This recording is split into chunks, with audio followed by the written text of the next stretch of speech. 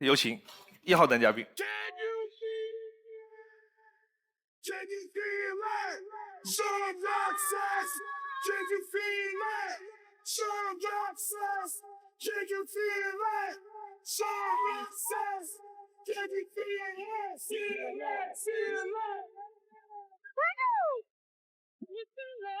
孟非老师好，陈老师、黄老师好，现场的24位女嘉宾以及所有的观众们，大家好。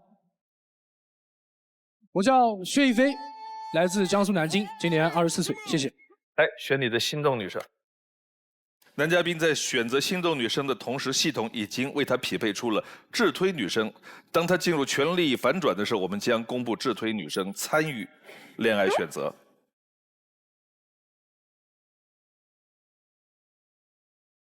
爱之请回答。你的第一个问题是：我希望我的另一半可以跟我一起吃路边摊。17号。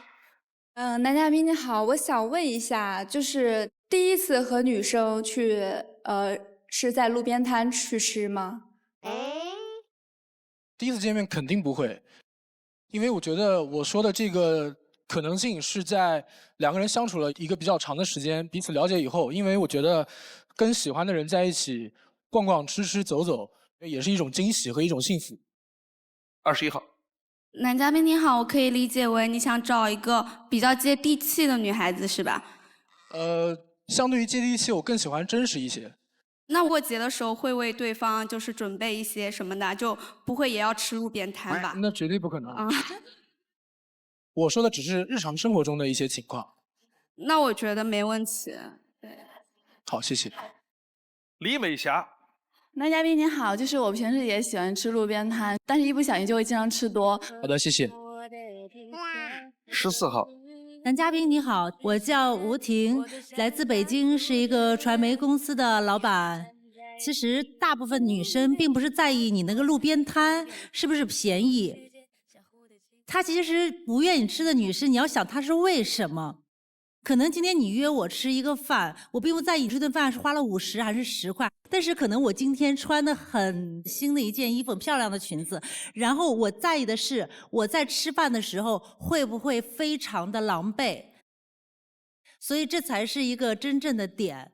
这至少是一个因素。哎，比如说女生出去见你洗不洗头，这是个特别重要的指标。好不容易把头也洗了，穿了一件拖地长裙。你在路边马路牙子上那个这么窄的那个板凳，一不小心能翘起来的那种，裙子还得拖在地上，那就是拖地嘛，正好拖地长裙子把地也拖了。哎，这个也是要考虑啊，这个我肯定会考虑的。但是呢，当那个男生来约你的时候，时间地点，你听到那个时间地点，你俩商量完了以后，你是不是再想一想你应该穿什么？因为男嘉宾他的预设条件是，他可能随时随地也没有什么太多的计划，就是随遇而安的去吃了一个路边摊。所以我其实想要提醒他，如果他有这个计划的话，一定要想好，就女生这边是不是很方便？我想表达的意思就是，既然两个人的约会，两个人在商量，那就是彼此的。所以我觉得这个是一个互动的过程，不是谁必须将就另外一边，而是两个人应该相互商量着来。这个话题我觉得很有意思。我打电话约你，我们先去看个电影，看完电影我们去吃个日料，吃个西餐。那大致我就可以想象今天晚上会出现哪儿。然后我们就去那个老门东逛一逛，那完全有可能就在路边上吃个撸个串儿。这个我想说的是什么？跟什么人见面，在什么场合见面，你把自己弄成一个什么样子？最关键的一个词叫得体，不是高级最好，是得体的最好。你的下一个问题。我不希望我的另一半特别勉强自己。22号。男嘉宾你好，其实我有的时候就会勉强自己的一个人，比如说我跟我的闺蜜一起出去，我不喜欢吃甜品，但是她很喜欢，我愿意去为她去妥协，我觉得这个勉强是我愿意去做的，那这种的话你可以接受吗？我觉得完全没有问题，因为本身人跟人之间的相处和交流都是相互的，互相可能会为对方去考虑和包容一些。但是我的意思只是说，这个勉强的前提是在你心里面是有一点点不情愿，或者说为我而迁就的。对，我希望的是可以更好的了解彼此。就说出来是吧？对，明白。13号。Hello， 大家好，我是新来的女嘉宾林晶晶，然后来自杭州，今年22岁，男嘉宾。那我可以理解为你也不愿意去为了对方勉强自己吗？我是一个比较会为对方考虑的人，我不会要求对方跟我一样，我希望的是他可以在我面前的时候很舒服、很真实的表达自己。你就是这么想也没有毛病，谁都不愿意被别人勉强。比如说，我为了配合着一下，做点牺牲，做点调整，不是不可以，但是谁都不愿意这个成为常态。所以不勉强自己，不勉强别人，应该是交往当中都希望达到一个彼此都舒服的状态。来看第一条。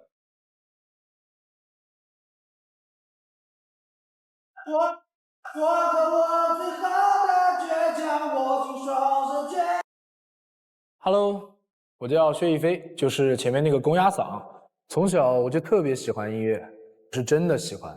记得有次在讲台上表演，文艺委员跟我说：“你要是唱歌好听，那指甲刮黑板的声音都是天籁了。”从此也更坚定了我想学好唱歌的决心。现在我在一家音乐培训机构做主管，我总是变着法子让校长教我唱歌的方式和技巧。一看见他呢，我就会开嗓练声。经常一句歌词我可以练好几个小时。别看我是个大高个儿，但我其实是个实实在在的毛绒控。小时候就喜欢收集各种毛绒玩具，长大以后呢，只要路上看见带毛的宠物，我都会冲上去撸个爽。现在我还跟朋友合伙开了一家宠物店，没事呢就会去撸撸我的毛孩子们。美呢？我们最好看了。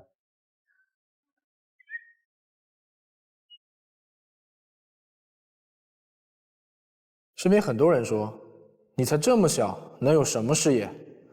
谈恋爱肯定只是玩玩的。我很不认同，我觉得年龄不是评判这些事情的标准。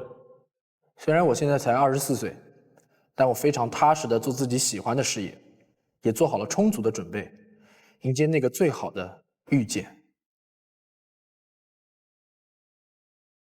21号。男嘉宾您好，因为我看你 VCR 里面说你之前是什么公鸭嗓，对吧？对。然后我是祖传的那个五音不全，然后大白嗓什么的。我想知道你现在就是苦练唱歌过后有没有进步？我想知道我还有没有救？就是想要听我唱一下是吗？我们没有人这么说。你完全可以不用唱。我想听一下。来唱一下。好，那我献丑了。这是每个人来的福利啊。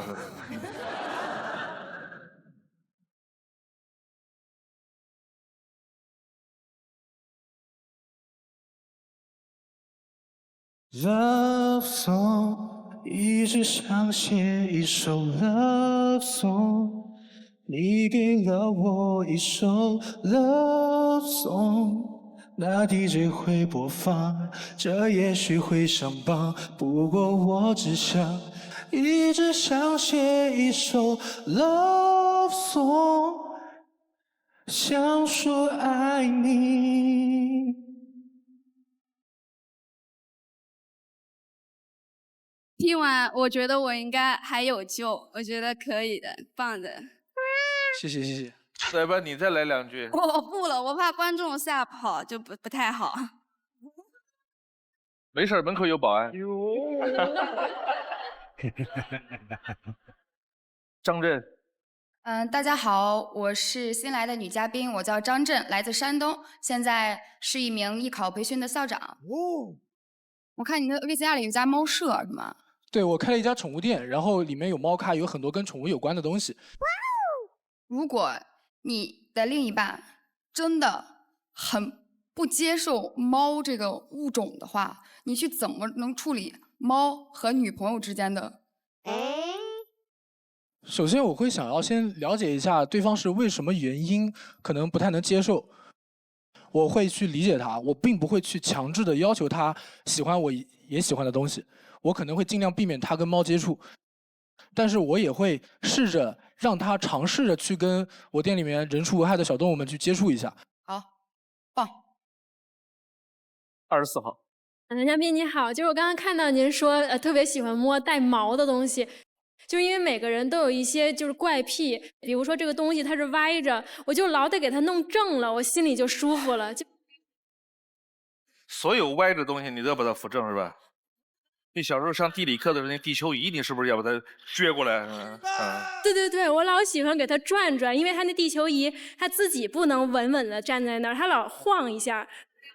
我就老给他扶一下，让他停稳了。轻度强迫症。我觉得每个人都有一些小怪癖，您还有没有别的小怪癖，就是比较让人很难接受的？我其实除了毛绒控这个点以外，比如说我特别喜欢闻油漆味儿。油漆味儿。对。我之前听过一个不知道真假，说喜欢闻油漆味的人，身体里缺微量元素。就那我回去研究一下，我到时候补一补。好像是缺锌，是缺锌还是缺心眼儿？你说清楚。喜欢闻某种味道，油漆味就是缺锌，这个并没有科学依据哈。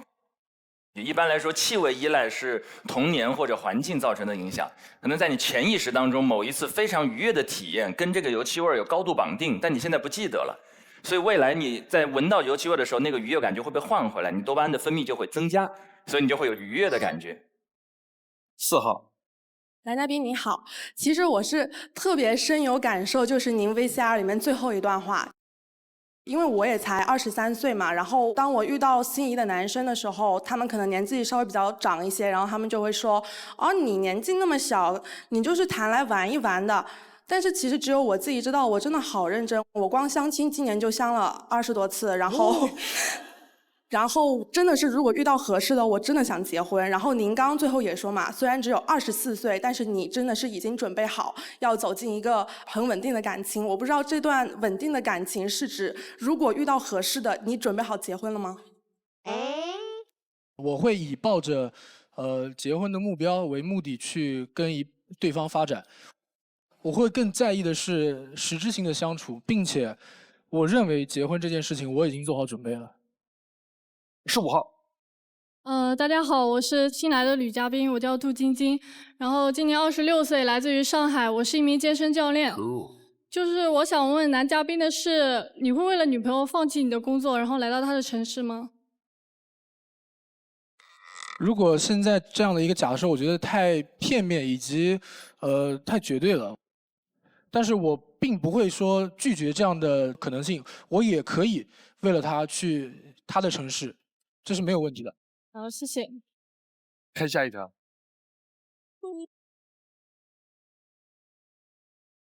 你要长相没长相，要本事没本事，要钱没钱，我跟你在一起到底图什么？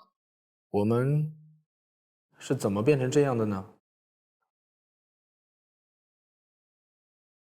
他是我的初中同学，182的大高个，大大咧咧的性格，像个男孩一样。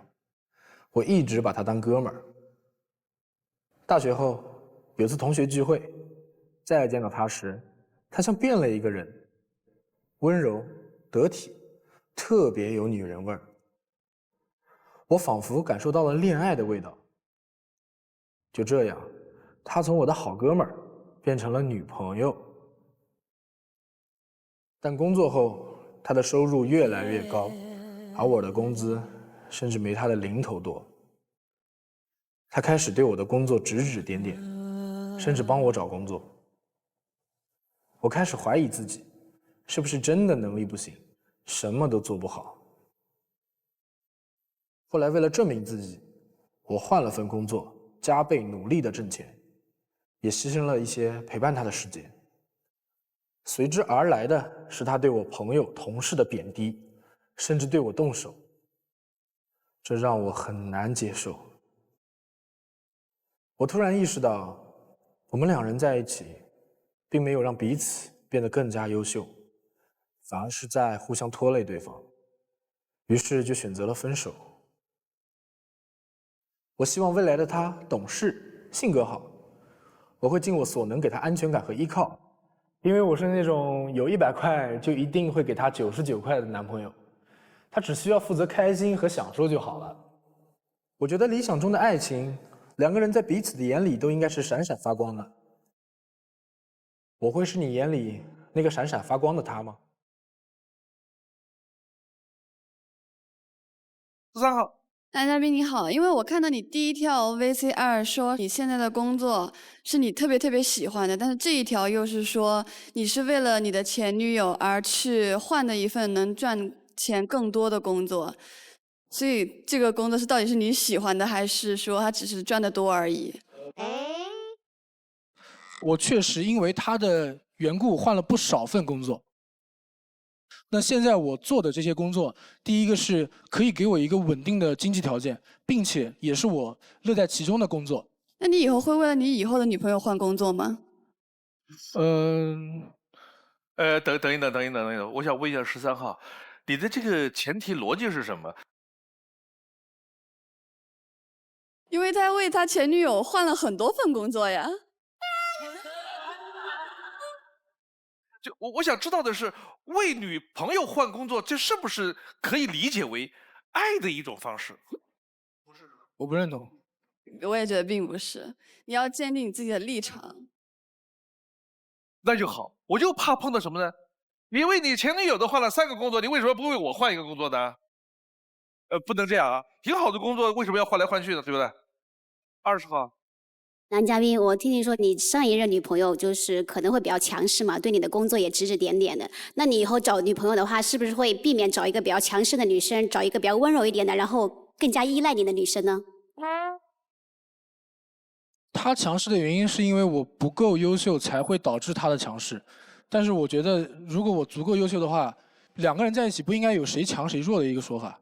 我对你的这个回答我还挺欣赏的，就是有时候男生他觉得女生很强势，觉得是女生不够好，而不去总结自己。你刚才你在话题当中有一个你说的，我是那种有100块愿意给对方99块的人。但是你有100块给99块，你不是在勉强你自己吗？我想表达的意思是，我会尽我所能，在能力范围以内，把我能给到女朋友的东西给到她，而不是说打肿脸充胖子。这个话题有人想说说自己的看法吗？14号。我自己的观点是这样的，就是男生你可以赚100块钱给我99块钱，哎，我很喜欢。但是如果你永远只能赚100块钱给我99块钱，那就不行。你能明白我的意思吗？那说明这个男生不上进。我喜欢的男生是上进的男生，跟他给我多少钱没有关系。我觉得，首先第一个是爱情不能用金钱去衡量，第二个是，我只是打一个比方来表达，我不会因为我赚的多少而去失去对另一半的爱或者说呵护。这是我想表达的意思。我觉得爱情是不应该用金钱来衡量的，但是我觉得如果每天陷入柴米油盐争吵中的话，是不会有爱情的。就是你的观点，就很多以前我们看电视剧都说什么贫贱夫妻百事哀什么的，我就很不喜欢。其实我觉得比较理想的哈，就是你赚100块拿50块，我赚100块我也拿50块，我们用你50块我50块合起来的这100块经营我们共同的需要，那我们还各自留50块钱可以花在我们自己身上，是不是相对一个比较好的方式呢？这个我也很认可，但是也希望对方也可以有这样的想法，那可能会更契合一些。刚才他说到上进和能力这个问题，我想表达一下我的看法。上进和能力这2件事情有相关的地方，比如说你不上进，你就可能不会获得更好的成就。但是我们也要承认，每个人的能力是不同的，能力的边界对不同年龄的人，我们会有不同的一个要求。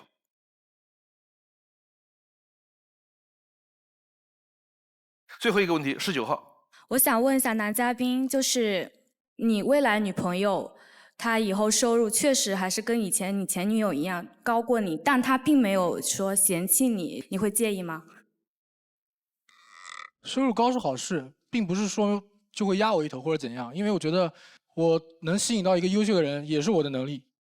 好的，谢谢。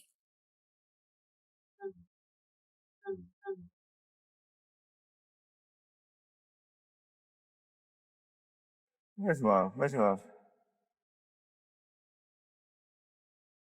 是不是你陪我到最后，曾一起走却走失那路口，感觉那是你牵过我的手。有请下一位男嘉宾。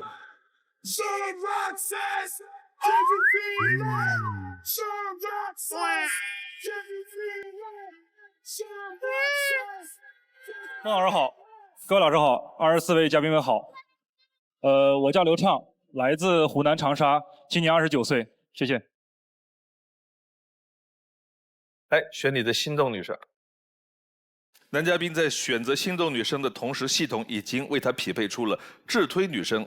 当他进入权力反转的时候，我们将公布智推女生参与恋爱选择。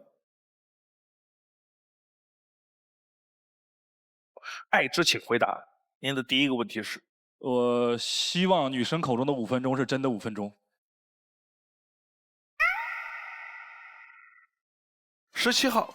你好，男嘉宾。在哪里啊？一般因为女生不可能说是5分钟是真的5分钟。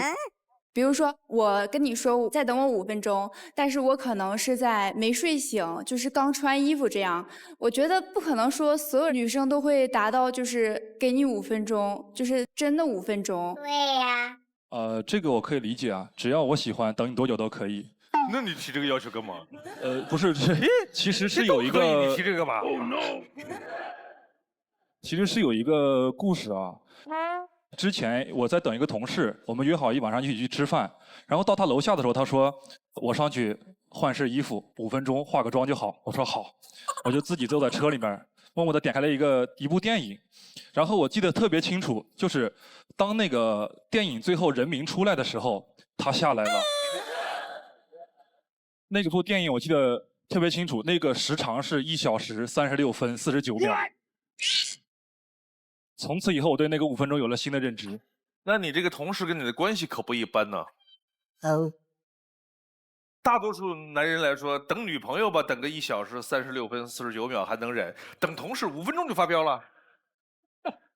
而且我以我的经验，女人的5分钟也绝对是看人下菜的。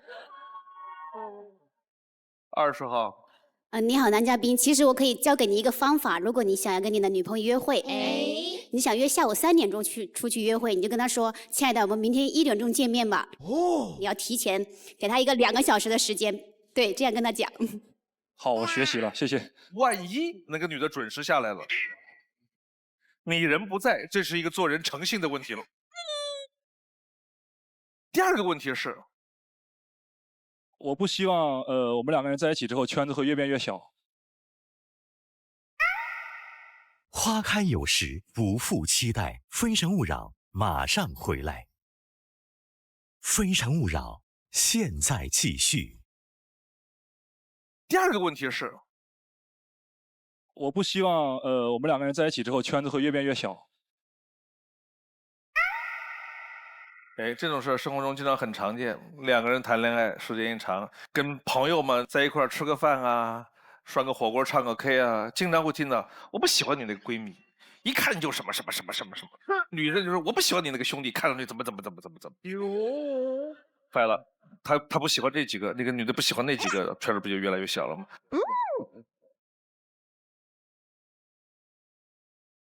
？14号。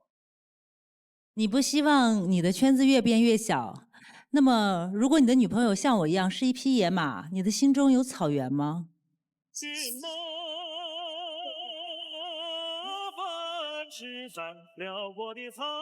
我心中有广阔的草原。15号。男嘉宾，我想问你，你不希望你的另一半圈子变小，是说明你的圈子很大吗？不是，我可以解释一下啊，因为每个人都会有自己的不同的娱乐圈和社交圈。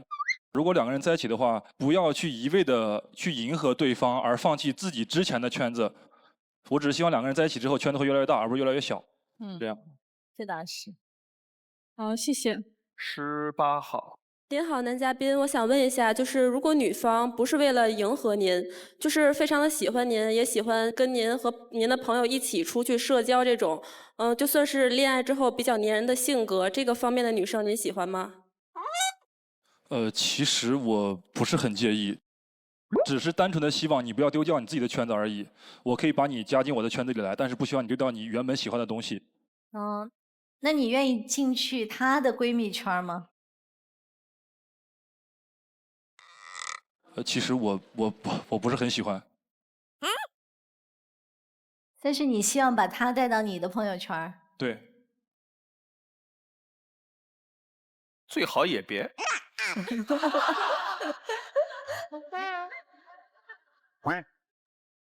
看第一条片子。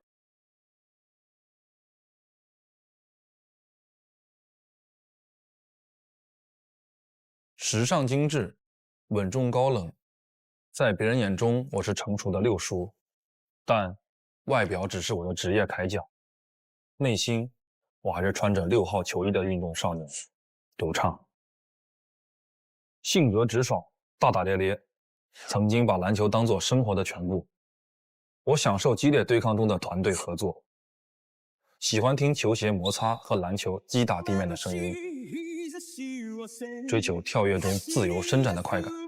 我从小就看《灌篮高手》，现在还时不时重温一下，觉得自己比较像赤木刚宪，因为他呆呆憨憨的，过于理想化。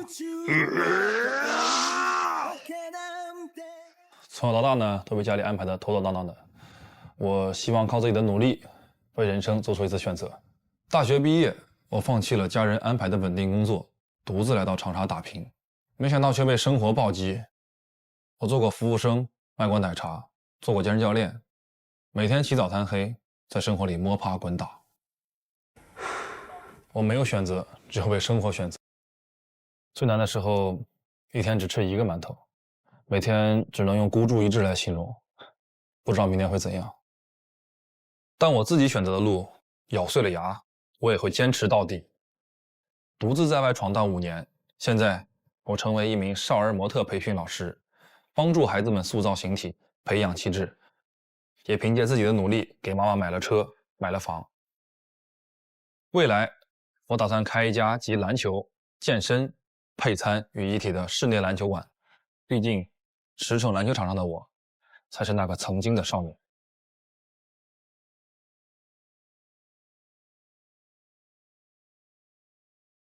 有没有女生愿意来跟他走个 T 台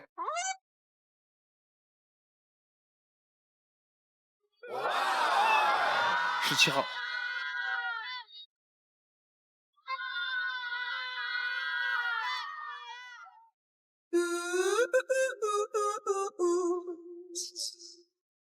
哎呦。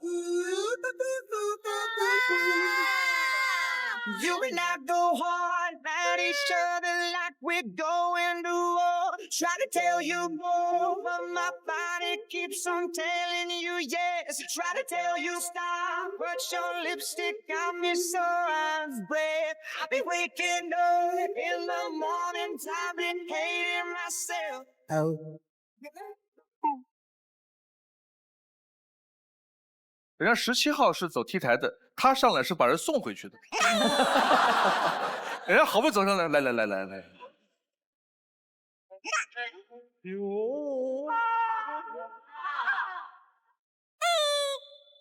来，我们让12号再来一遍，12号。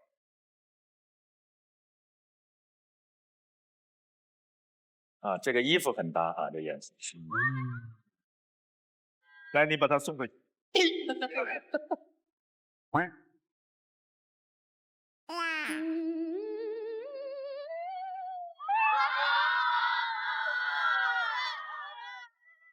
Hey, hey,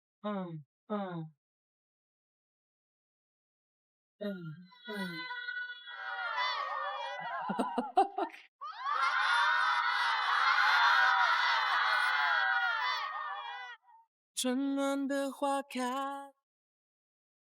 又送回去一个。好了，你也辛苦了。有正经八百学过走 T 台的女生举手，我看一看。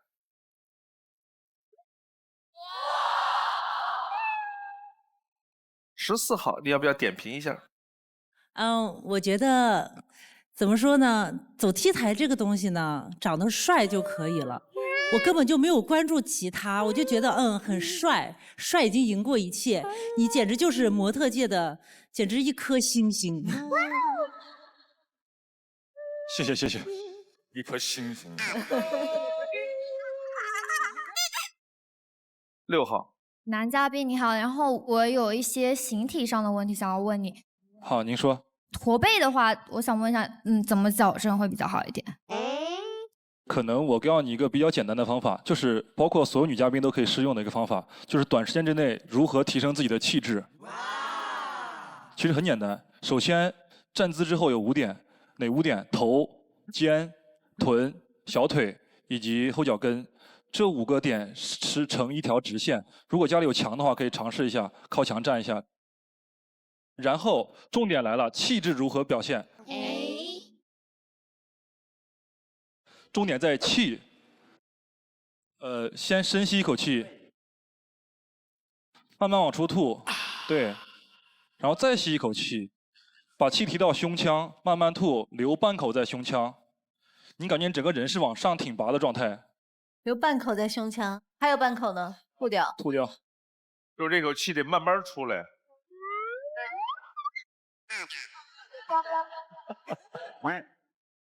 24号。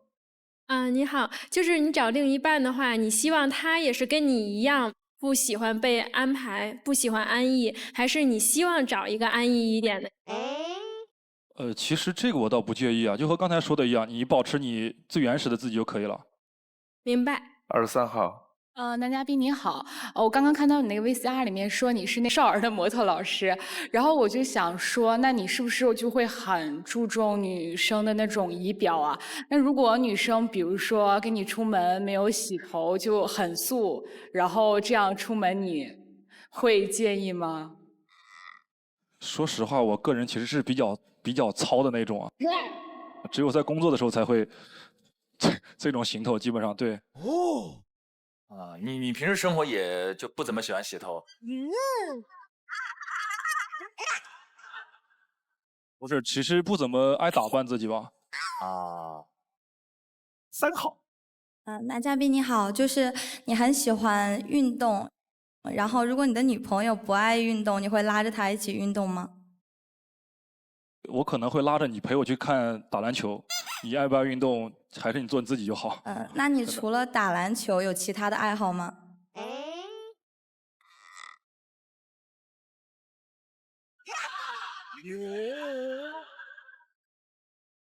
可能目前没有其他的。看下一条片子。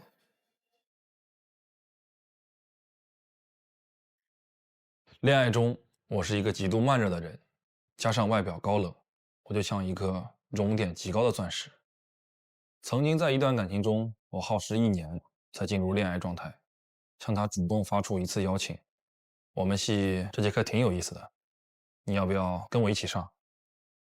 在那之前，吃饭、看电影，就连正式在一起，都是女孩先提出的。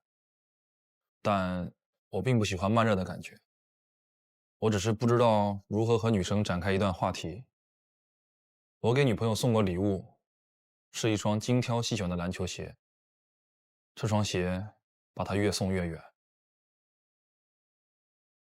我属于成长型男友，即使有缺点，也会在恋爱中逐渐完善自己。衣服分类放，生活有条理，在意你的情绪，能读懂你的潜台词，懂得如何关心你。这些都是我在恋爱中获得的成长。只要你给我一点耐心，我就会成为你心中的理想男友。我喜欢甜美可爱、简单点的女生，希望将来我们有各自喜欢的工作，养一对孩子，养一条狗，养一只猫，一起简单而快乐的生活。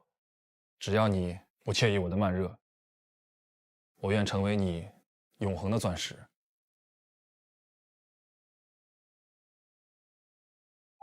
孙楠，你好，男嘉宾。我刚才看 VCR 说你是一个慢热型的男人，然后前面有个是极度慢热。那如果你就是喜欢的那个女生也很慢热，你怎么办？两个人就是僵在那儿一起慢。其实怎么说呢？其实我并不善于跟女生去交谈，我找不到合适的切入点。其实这个意思。就是没有任何反馈是吧？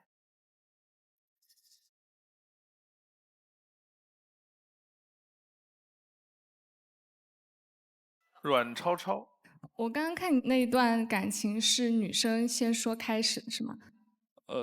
对。对，那我觉得你应该是一个比较慢热，就是很难打开自己内心的人。毕竟一个人时间比较久了。那我想问你，你知道最甜的话是什么吗？有没有一个范例啊？是猪。猪？你不想问我为什么吗？为什么？因为猪哇哇。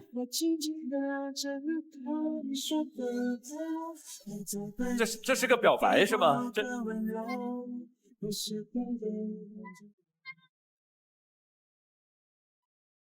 18号，您好，男嘉宾，我想问一下，就是在您的短片里说，您说您的理想型是甜美可爱类型的，那您觉得我属于这个类型吗？看不清，眼镜没戴是吧？要不要走过来看一下？你走过去。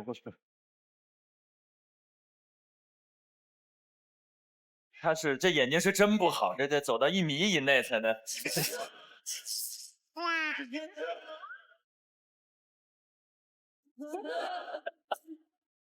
男嘉宾，那个您想好了再说啊。你不用紧张，他会的。我紧张了。对啊，他算是甜美可爱的类型了。算。在我这儿算。在你这儿算，就是说在大众评价上，他不是太甜美可爱啊。是大众评价都不重要。3号，男嘉宾，你说你是一个慢热的人，但是那如果你跟女朋友吵架，你会冷战那种类型吗？这个我不会，有什么事情我会说得很清楚的。对，太好了。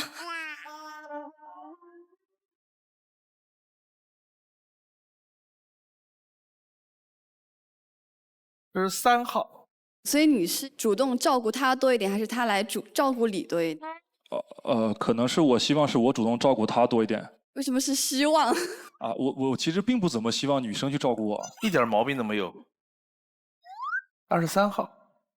对，男嘉宾您好，就是我是看完 VCR， 我觉得你其实是有一点害羞的一个男孩吧。然后你说你很慢热，然后我就想问你，就说如果你慢热的话，你可能不会跟女朋友说我爱你，那你表达你对女朋友爱的方式是什么样的？就不表达吗？其实真没说过，就从来没有跟女朋友讲过我爱你。对，对。哎呀，不一样，没必要。我感觉男嘉宾你不是慢热型，你是低热型，就你的整个热度值和热度条啊，比大家的日常的平均值要低一些。就普通人表现到某一种程度已经是8分的爱了，可是你其实到那儿大家看可能只有3分，但到你那儿已经9分了，就是所以你的整个热力值那个范围要狭窄一点。这并不是说他不够爱，只是他表现爱的方式的浓烈程度就是没有那么高。我的感觉，但凡觉得有自己是成长型男友这种表达的，一般骨子里在亲密关系和感情世界里还不够自信。所以他对自己会有个判断，就是我是不够好的，于是说你要信任我，就是我这次考得不好，我还会努力的，我是成长型的。对，你要相信我有潜力，我一定还会进步的越来越高的。你很害怕说错话，所以刚才孟爷爷说你回答的一点毛病都没有，但是你每一句都是完美的回复，但都是句号。就是没有任何反馈是吧？你会冷战那种类型吗？这个我不会。从来没有跟女朋友讲过我爱你。对，就是所有的嘉宾一问一答停，一问一答停，就是没有一个继续往下延展的空间。他在担心出现一种局面，他的每一个回答我听都没有毛病。甚至刚才那个被集中灭灯的比较多的那个问题，就是说你有没有跟前女友说我爱你是吧？他说没有，这个让女生听到是会有2种想法，一个是哇这个男人好没有情趣啊，根本不会谈恋爱，天哪我要找你怎么办？你连我爱你都不会说。而另外一种完全说哇这么帅这么优秀的都没有经历那么浓度高的爱情，说不定我好喜欢呢，他有可能跟我开始一段甜度很高的爱情呢。但是他如果说哎呀我跟我前女友特幸福，我们都腻死了，我们每天说8个我爱你，女生要听这个吗？所以他在避免出现女生对他的某一种判断。最后一个问题，21号。男嘉宾你好，就是从你下台的时候啊，我左边的姐妹就拉着我说，哇，胡子好帅，好喜欢。然后我右边的小姐妹就拉着我说，我不喜欢这个类型的。但我自己而言，我觉得还蛮心动的。然后通过谈吐，我觉得你是个很成熟的人。然后薇萨你说你喜欢甜美可爱的，我还蛮开心的。然后就是我想问一下，你现在是在长沙是吧？对。你愿意为对方去到他的城市吗？这个其实我并不介意啊。其实如果说有更好的发展，我会去哪里都可以。我愿意放掉现在所有东西，去跟你去另一个城市，包括咱们俩去别的城市也是可以的，只要我愿意。是你让我看见的，是我开出花语的，是你让我心动的，听了你写一首情歌，我在复活你。这是姐妹们在帮忙吗？姐妹们没有，我想问一下，就是如果以后就是你会愿意来到我的城市吗？就是你在哪个城市？我在杭州，因为我是单亲家庭嘛，然后我妈妈就真没有办法，就是一定要让我在省内。今年多大？22。做什么工作啊？会计。做会计。22岁，杭州会计。哎，我想听他的回答。我忘记问题了，不好意思。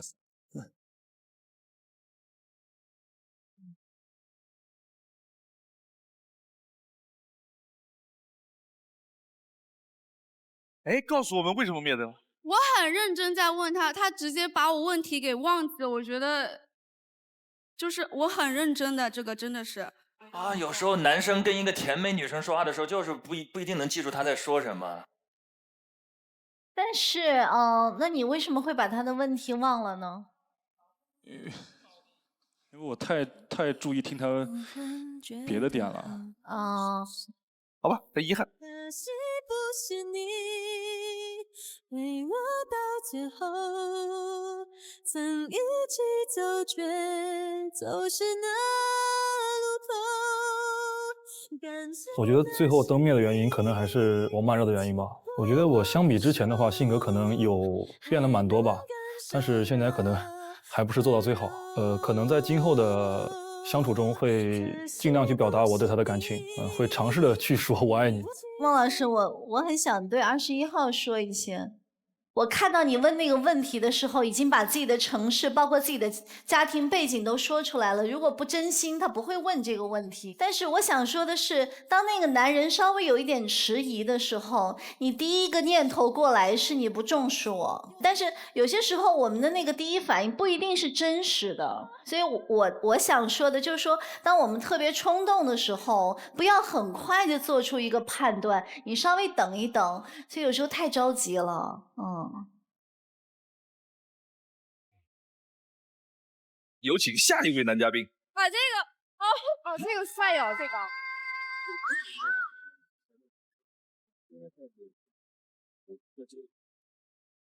Popping out to the pit, rapping out that rocking the scene, breaking on down for the B-boys and B-girls, making it do they thing. Something, got up from home, don't stop, hey people, go on, do it, let's get it on, yeah.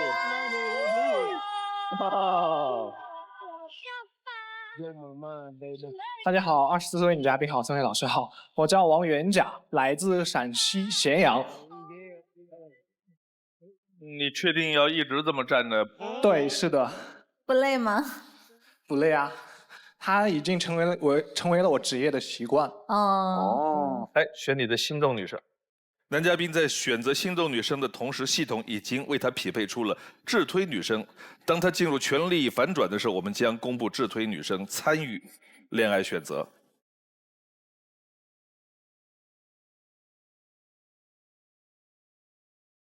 爱之请回答。你的第一个问题是：我希望女生在某些事情上把我当成一个工具人。哪种工具？20号。我想请问男嘉宾，您所说的工具人是什么样的工具人呢？是我出去逛街的时候，你就充当拎包的，是吗？对啊，这是其中一种。这个可以有。22号。你好，男嘉宾，那你好你今天可以当我的工具人，因为我想试一下那个，可以吗？可以啊。哇，来。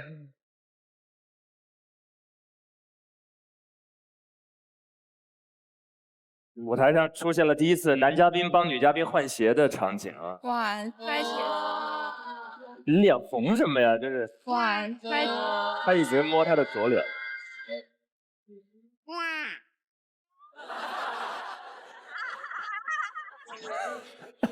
他又想帮忙，又不好意思。那你帮忙吧。能不能再靠近一点点？你怎么也？他们俩相互脸红。是滑呢。温暖太阳为你迎接。能不能再靠近一点点？能不能再勇敢一点点？感觉他们俩牵手走了，这是。不用回来了。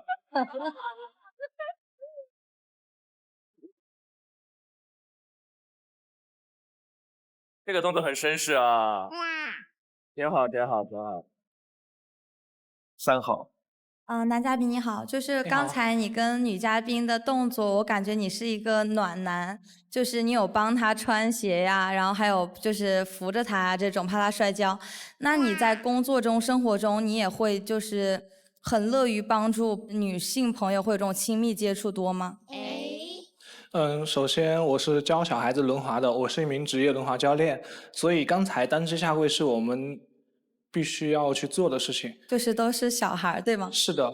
然后至于就是说跟女性这一块的话，真的没有，不然我为什么要来上《非诚勿扰》呢？李美霞。男嘉宾你好，我想问一下，你平时就是出去逛街什么，你也要穿这个鞋吗？我出去逛街买菜啊，干啥的都会穿轮滑鞋。就假如你有女朋友，就是女朋友就不怎么去滑这个，然后平时要穿平底鞋或者高跟鞋，然后你也要穿这个一起跟她走吗？那不会的，她怎么方便这样来？哦，就是所以跟女朋友在一起的时候，就基本上不会穿。是的，但是她想学，我可以教她哦。来，第二个问题是什么？我不希望女生循规蹈矩。哇，为什么5号就摇起来了？我觉得他很有活力。然后其实我倒是想打听一下这个轮滑的这个技巧，因为我一穿上这个，我就觉得左脚往左边走，右边往右边走。所以说有什么技巧吗？这个？对呀，是有的呀。就像我们教小孩子的时候，宝贝，小手放在膝盖上，慢慢抬脚向前走，1、2、1、2就可以了，很简单 ，so easy。下次试一下。13号。就是你不希望女生太过循规蹈矩，然后我的职业是一个旅游体验师，然后你会想要跟我一起去周游世界或者之类跳伞啊、就是滑雪啊，很刺激的运动吗？你喜欢吗？首先第一点，我喜欢很刺激的运动，因为我一直希望带着轮滑鞋去周游世界。至于跟谁吧，那当然是自己喜欢的女孩子了。你穿这个跳伞走的是挺快的，一落地人不见了。是啊。2号，大家好，我叫李强，21岁，来自陕西西安。对，跟男嘉宾一样，想问一下，你说的不太喜欢循规蹈矩，指的是就不希望自己的另一半的生活、感情、工作啊，都是被安排好的吗？就是你是一个比较有野心的人吗？就是希望不太安稳的生活。首先第一点，生而为人，每个人都应该活出想要的自己。至于野心的话，我觉得尽可能的不要把它说出来，然后自己做到了就做到了，他成功就成功，自己去享受这种成功就好了。对，我也是这样的人，我不喜欢在做事情之前先把它说出来。是的，我觉得挺一致的，谢谢。对，是的。很低调辩论。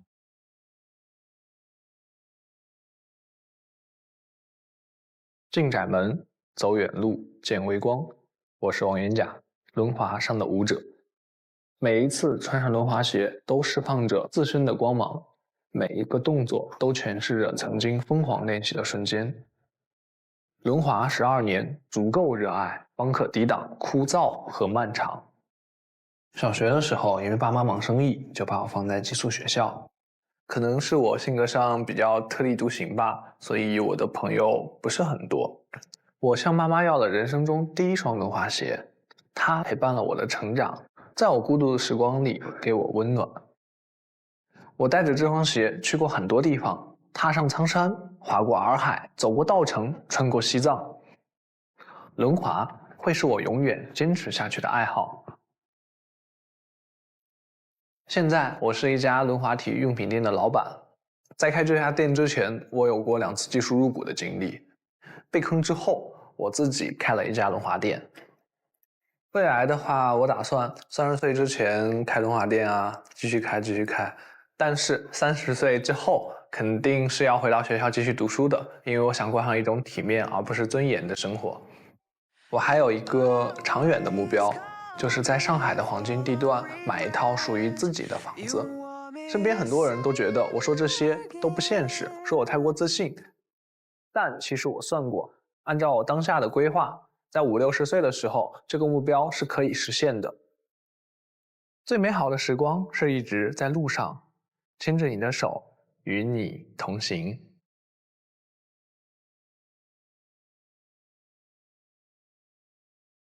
来聊一聊大家觉得的体面的生活，各自的理解。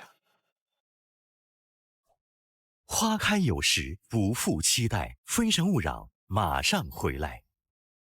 非诚勿扰，现在继续。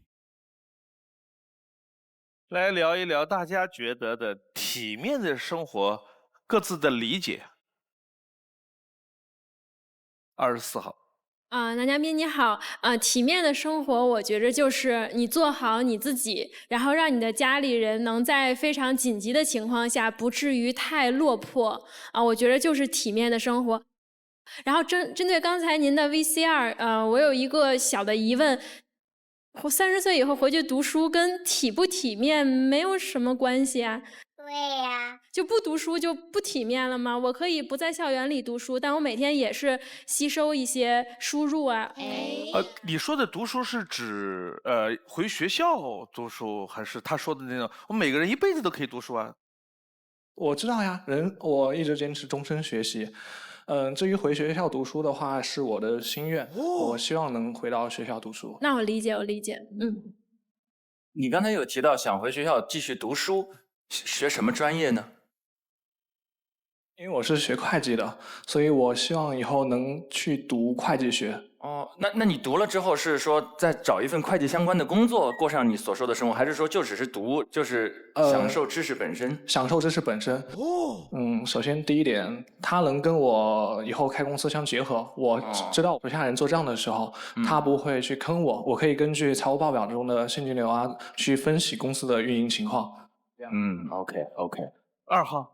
我觉得摄影身边的漂亮姐姐应该很多吧，而且我觉得很多摄影师会有点油嘴滑舌，就他会说漂亮，好看，美，就是你会有身边有很多女性朋友吗？就模特之类的，认识很多吗？模特的话没有认识的了。那还好，谢谢。4号。男嘉宾你好。你好。我跟你的情况一模一样，就是我先说一下，我是你西安老乡。咦，又一个西安的。对，只要是认识我的人都知道我对东方明珠有迷之爱恋。我感觉抱着那个东方明珠，或者是我看着它，我就觉得我在充电，就觉得我明天又是美好的一天的感觉。然后我的那个梦想也是能够在那边，就是有一套自己的小房子。所以我觉得我们两个是一样性格的人，一样性格的人。那我还想问一下，就是您刚刚说30岁之后要去读书嘛？请问您现在是几岁啊？我今年26岁。26岁，那您现在是想要找稳定对象的一个状态吗？当然，我特别希望结婚，特别希望结婚。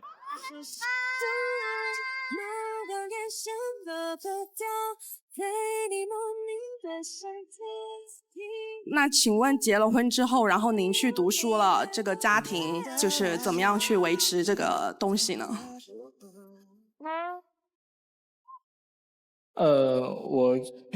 这是一个非常好的问题。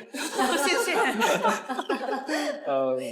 首先，两个人在一起，距离不是问题，而是心与心之间的距离。所以，只要心靠得够近，那么再远都不是问题。我没有在说距离的问题，我是说，如果说你跟你女朋友结婚了之后，你又去读书了，那家庭的这个什么，比如说经济啊，或者是这方面，我们要怎么样去维持呢？我现在已经开了自己的店，然后这样我既读书的时候，我又有经济支撑。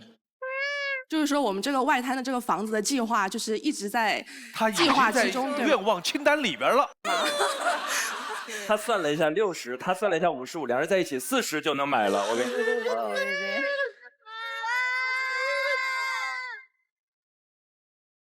哇，大家灭灯是要沉船他们在外。3号。男嘉宾你好，就是我想问一下，就是我觉得你的生活还比较满，就是又摄影啊，然后又喜欢轮滑这种，那就是你有多的时间陪女朋友吗？你怎么去分配你这个时间呢？你喜欢拍照吗？喜欢。我玩摄影啊，刚好就可以给你拍照啊。是。轮滑的话，现在更多的是靠这个吃饭。谢谢。来看下一条。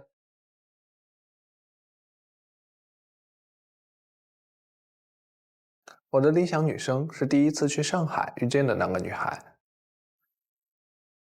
她睿智、友好、有修养，她给我种下了审美的种子。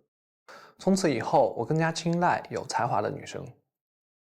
女生的一个眼神或一句话，我就能分辨出她是不是腹有诗书。可能这就是社交直觉吧。这段感情诞生自图书馆，很巧合，她总是坐在我的对面。我递了张纸条，要了她的联系方式，我们就这样渐渐熟悉起来。她很懂我，遇见她之前，我是一个特立独行的钢铁直男，没有什么朋友，也不受人欢迎。和她相处久了，我的说话方式和穿衣风格也因她而改变。我从她那里也感受到了有人关心自己，心里也是甜甜的。之前她很喜欢一条很高级的围巾，我就利用周末的时间去兼职做轮滑教练赚钱，给她买了这条围巾。可临近毕业了，我们分手了。她留在上海，我回了西安。恋爱中的两个人一定是要相互吸引、相互欣赏，我们的关系是相互懂得、相互包容。我喜欢看过世界的女生，因为读懂生活、看过世界，才会珍惜眼前所拥有的一切。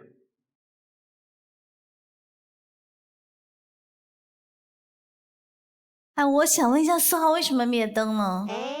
我灭他是因为我从他的 VCR 里面看出了他对上海女生的那种向往情节，然后对上海这个城市的那个情节，感觉跟我的那种情节不太一样。哦。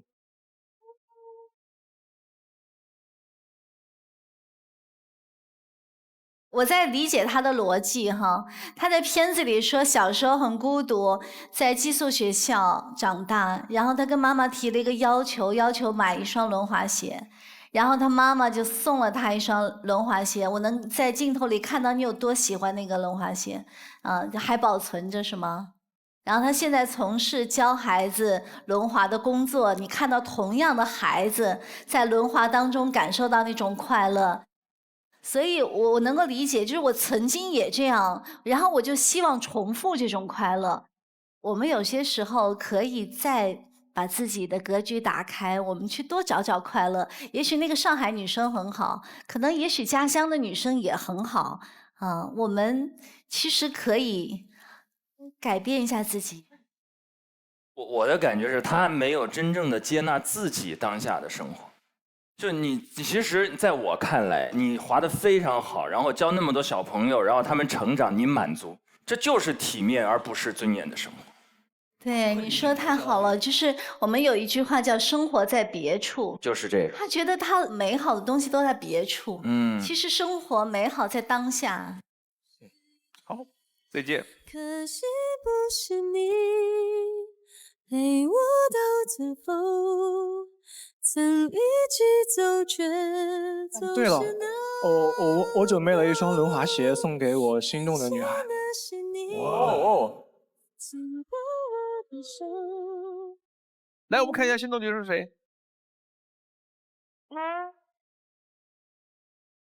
哇！啊，高兴！哎呀！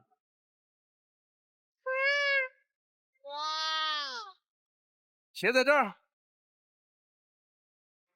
你还真是一眼能看出女生是不是腹有诗书啊？太有眼光了。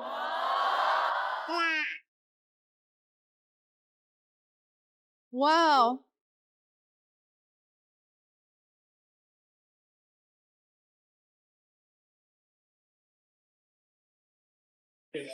哇，太谢谢了！哇，好漂亮啊！哦，不用谢，谢谢谢谢。那个，我能加你微信跟你当朋友吗？跟你当朋友吗？可以可以，当然。谢谢谢谢。哇，好漂亮的鞋啊！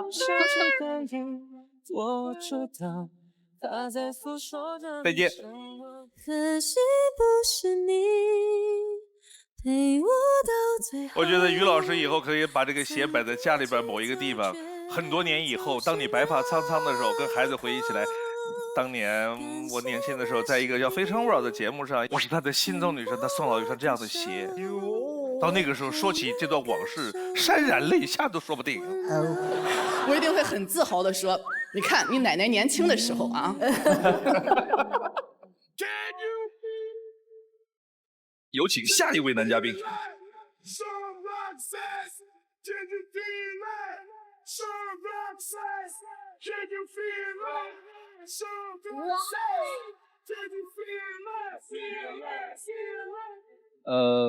各位观众好，三位老客好。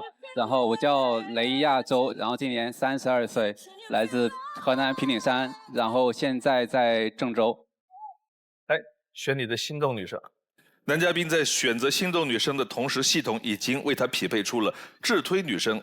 当他进入权力反转的时候，我们将公布智推女生参与恋爱选择。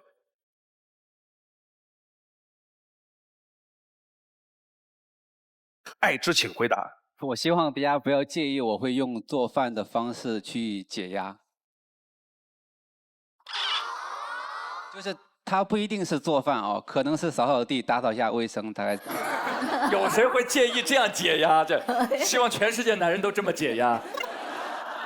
这是不是算凡尔赛题？对，我希望女生不要介意我给她钱来解压。我压力越大，给的越多。千万不要拦着我。9号，男嘉宾你好，那你会天天做饭吗？不会。有压力的时候才做。那你平时压力大吗？几乎没有。就是每周那么压力几次吧。那还饿不死，挺好。3号。男嘉宾你好，就是我觉得女生应该都会接受你用做菜的方式解压吧，但是解压完以后谁洗碗啊？对呀。洗碗机嘛，没有吃饭的时候你就骂他，你说真难吃，他压力一大就把碗洗了。你这是一套的，你这学会了。我太难了。14号，男嘉宾你好，我觉得你的这个，我希望就是给自己埋了一个坑啊。就是如果我跟你谈恋爱的话，我就会一直给你制造压力啊，因为我又想让你做饭，又想让你打扫卫生。那太好了，来吧，来吧。哇。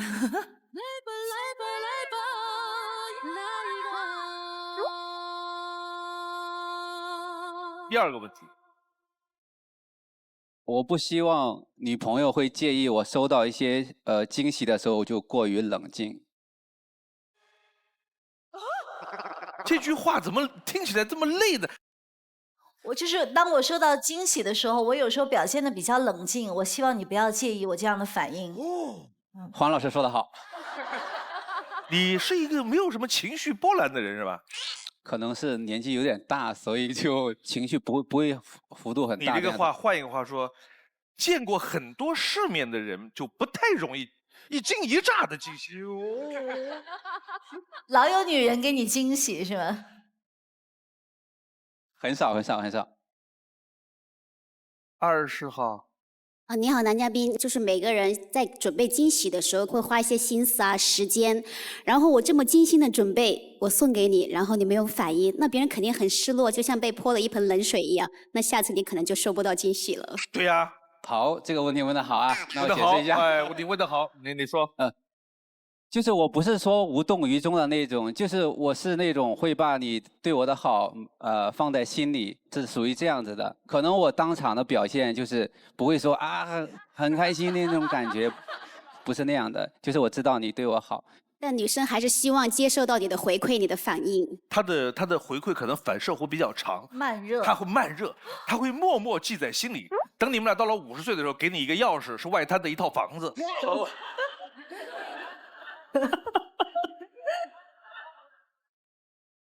李美霞啊，男嘉宾好，就是那如果反过来呢？假如你送我礼物，你给我准备惊喜，然后我本来是很开心的，然后我就很冷静，我说哦，然后那你内心是怎样的想法呢？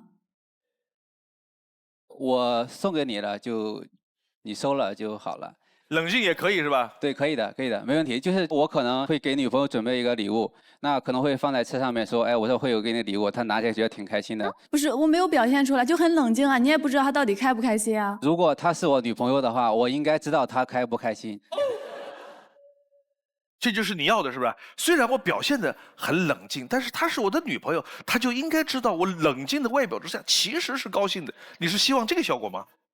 差不多吧，差不多吧，就是我们会有一种默契吧，我觉得会是这样子的。所以这个这么长的一个句式，到最后就是你希望他懂你。对，差不多是这意思。15号为什么灭灯？因为我觉得两个人谈恋爱的话，还是需要多一点交流的。如果你很多事情如果你不说的话，对方是根本不知道的，会容易产生误会。对，你说的有道理。我很好奇啊，我想问一下男嘉宾，就你如果收到惊喜，这边，我还以为我这个声音会比较好辨认啊。我想知道是，假设他送了你一个礼物做惊喜，你喜欢，内心很喜欢，和你内心不是很喜欢，你的表现上有差别吗？会有，就是内心会有差别，然后脸上可能没什么差别。那就是没有什么差别。那就没有差别。来，我给你做个测试，因为我也不知道。我们现场问一下24个女生，有2种情况：一，你送对方一个礼物，她收到礼物，她内心很高兴，但是你表面上根本看不出来，但是这个礼物你准备的非常精心。第2种，你送的礼物其实很一般，但是她表现出来，天哪，亲爱的，你好懂我。这2种比起来，如果你们要选一种的话，你们选1还是选2？选2的举手，基本上都是选2，就剩下1、2个，有3个人不是。这个你看，你这个情况是比较少数的。我改，你改是吧？对。好的，看第1条片子。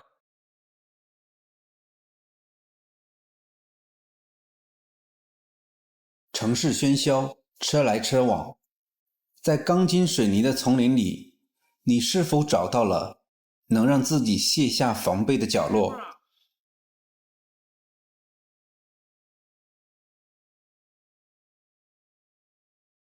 酒产生故事，故事成为你手中的酒。直调、搅拌、摇和，与不同酒的组合能产生千变万化的风味。我是调酒师雷亚洲，学习调酒15年，拿遍了国内的奖项。FBC 中国大师公开赛3强，全国鸡尾酒大师赛冠军，中国花式调酒大师赛冠军。虽然每天与酒为伴，但我却只品尝不贪杯。如果你是爱喝酒的女孩，我会为你调制这杯红粉佳人。2015年开办了这所职业培训学校，5年间培养了近1000名的学生。有所成就，但从不满足，去知名酒厂学习，向大师请教，沉淀和积累，才能成就一个优秀的调酒师。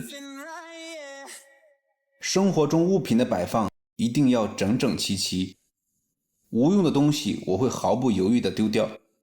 在断舍离的过程中，我能体会到一种快乐。自己的成长就像这杯尼格罗尼，入口甜，中淡苦，最后有回甘。你愿意尝尝吗？看上去特别厉害，我也特别喜欢这个职业。你现场是准备给我们调个酒是吧？对，现场然后给3位老师调一杯酒，我不知道大家会不会喜欢，一会儿可以试一下。你先给黄澜调一杯。好。他要给他调一杯比较干净的酒，叫白色佳人。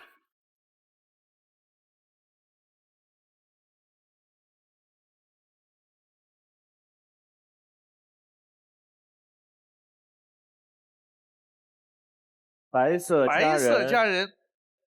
哇哦！给陈明老师开始，给他调一个比较厉害的酒，鸡尾酒之王。鸡尾酒的灵魂就是冰块，就是这样的冰，它的冰点大概可以到-17度，然后它的融化的时间也会比较慢。那这样子的话，你的一杯酒才可以长时间饮用。谢谢，谢谢，有点烈，我喜欢。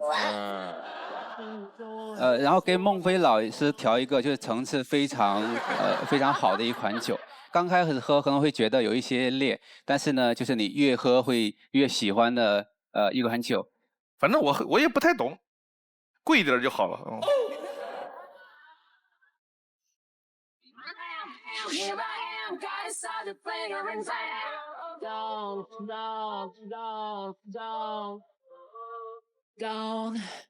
哎，谢谢。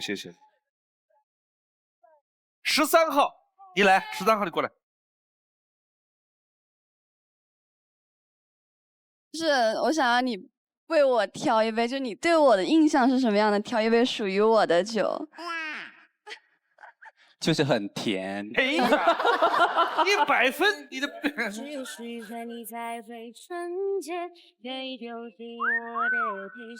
为你调制一款我特别喜欢的酒。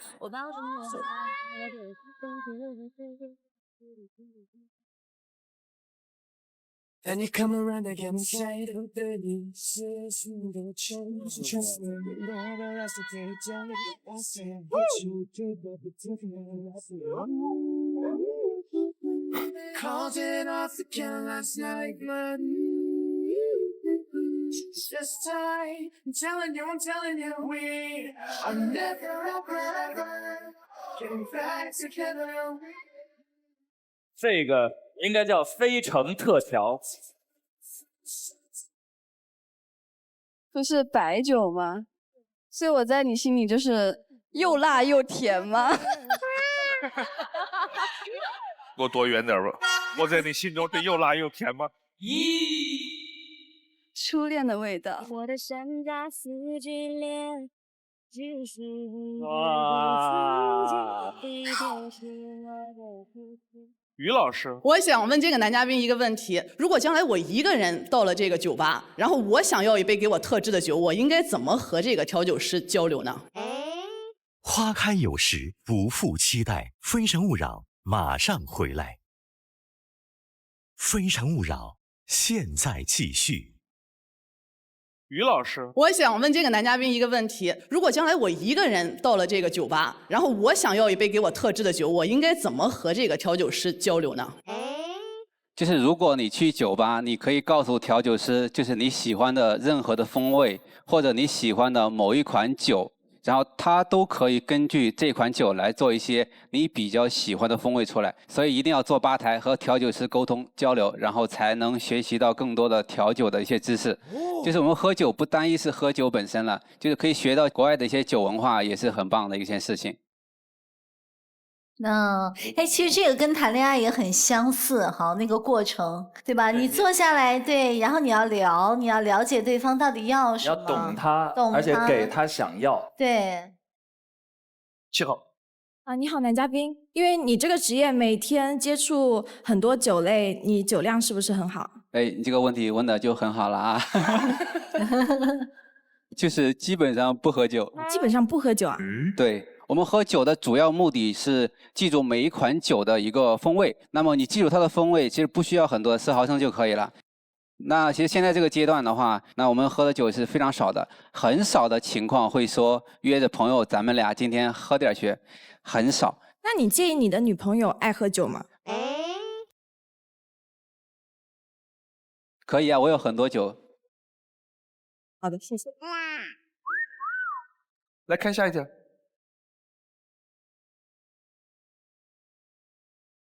回想我之前的感情，我明白了3个道理：爱要勇敢，往前一步是幸福。我和他的关系一直都是友情之上恋人未满的感觉。虽然开玩笑说过到了30岁还没结婚就娶她，但看过太多从朋友到恋人，最后变到陌生人的例子，所以自己迟迟不愿意迈出最后一步。后来收到他的请帖，还挺吃惊的。在婚礼现场，我站在台下，就在想，如果当时勇敢一点，可能站在他旁边的就是我了。要珍惜眼前的人，错过也许就遗憾一辈子。那个时候年轻不懂事，跟朋友出去玩的时间比陪他要多得多。她其实是一个非常容易满足的女孩，生日、纪念日，你送她一个小礼物，她都会特别的满足。可我不知道珍惜，后来回郑州发展，就分手了。不要为爱情设置条件。曾经也有一段感情到了谈婚论嫁的地步，女孩虽然在物质上对我没有任何要求，但是我觉得结婚就应该是有房有车有存款。后来我们也因为这样的问题争吵过很多次，最终没能走到一起。现在我对爱情不会设置那么多条条框框，只要2个人情投意合，愿意为共同的目标一起努力就行。我想如果有一个女生站在我的面前会让我心跳加速，那她应该就是那个我要等的人。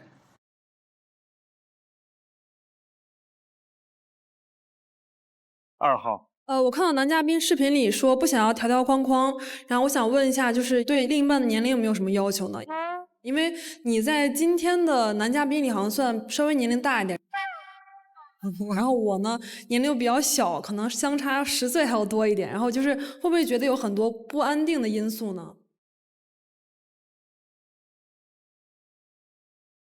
就是我不介意这个的。好，谢谢。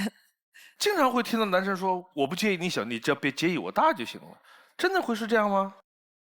其实，在我判断当中啊，年龄这个事儿，要不介意就是都不介意。如果介意的话，过高过低都会介意。李美霞，男嘉宾你好，我想问一下，就是你是怎么定义友情以上恋人未满？就是当那个女孩你俩是在一起了，还是说你俩还没有在一起，就是保持一些暧昧的关系呢？就是我们认识了很长时间，有10多年吧，然后就是关系很好。她老公我俩关系也挺好的，现在有这么个情况。他的话的直接的意思是你当初跟那个女孩到什么程度聊，是这意思吧？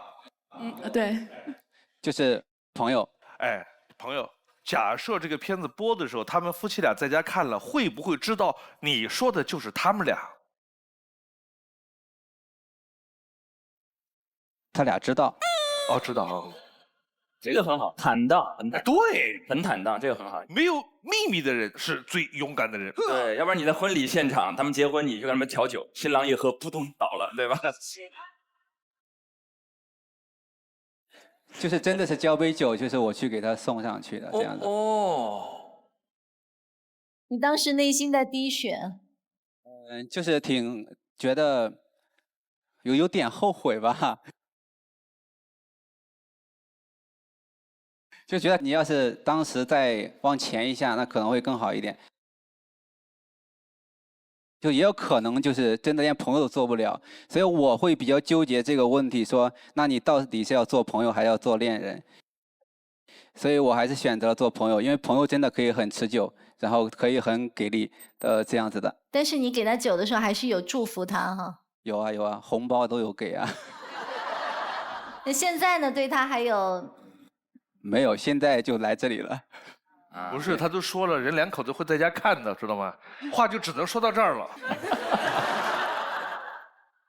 最后一个问题，16号。男嘉宾，如果你的女朋友真的非常介意你跟前一位女生的这段关系，你会怎么处理？就是不搭理她就行了。那你又说你真的非常放不下她，想做她的朋友，一直陪在她的身边，我觉得这东西很冲突啊。哦，不是这样子的。不，你赶紧解释，赶紧解释，时间就是生命。就是我是说，我们现在是一个很好的一个朋友，仅此而已。如果女朋友觉得那她会是一个炸弹的话，那我们就是尽量不要联系。因为现在其实已经不在一个地方了。我那个很好的朋友现在在老家，我在郑州，所以你平常可能联系的已经很少了，大概是这么个情况。我其实大概理解，就是一段青春的遗憾，但是已经翻篇了。对对对。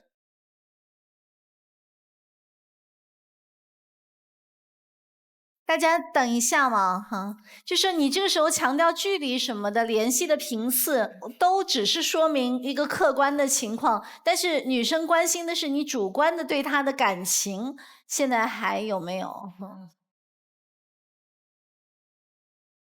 没有，因为你的表达是叫做，因为我太在乎你，所以我甚至不敢去表白，就是为了更长久的拥有你的友谊。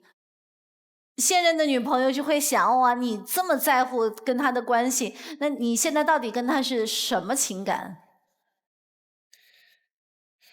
这个其实已经过去了，已经就是有好久都没有再联系过了，已经。一个遥远的普通朋友。对对对，或者是说我现在对他没有任何爱情了。他就是我一个最普通的朋友，行吗？这样？对对，就对，是这意思。他们的意思是，这都不行。2号留着灯的有问题吗？没有，我就是觉得调酒师这个职业真的很戳我，然后我觉得很成熟吧，男嘉宾很有魅力。好，来看一下智推。雷亚洲的智推女生是徐珊珊。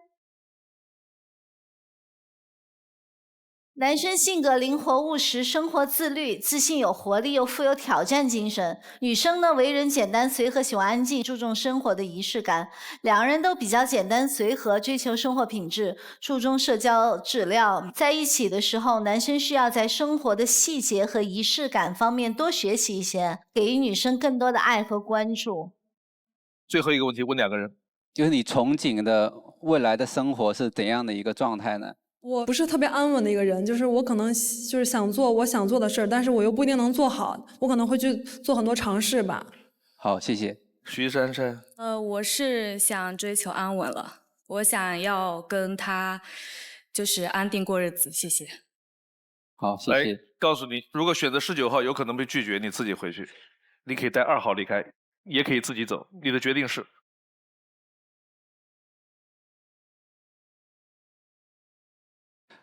不好意思啊，不好意思啊。来，再见。陪我到最后，曾一起走，却走失那路口。说到和前任的关系，无论是男生还是女生，我认为要介意的时候，一定是有一个前提。在我的常识里，这个前提叫我喜欢这个人，我不仅喜欢，而且在意这个女人的时候，她和前任的关系，我才会介意。所以我们判断那个人对前任的这个态度的时候，就2个维度。我是真的太喜欢你了，我真的是爱你，我真的很在乎你的时候，你跟前任的关系才会成为我选择你或者拒绝你的一个因素。没有这个前提的话，也就只是当个话题而已。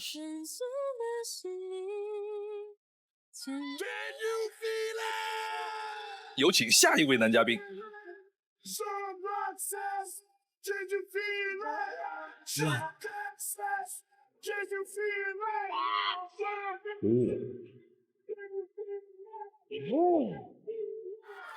孟老师好，2位老师好，女家们好，我叫吕迪，来自长春，今年29岁。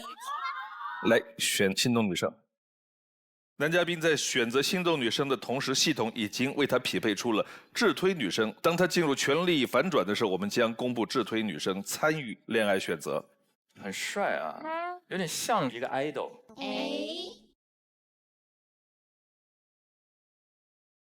他们说你像谁啊？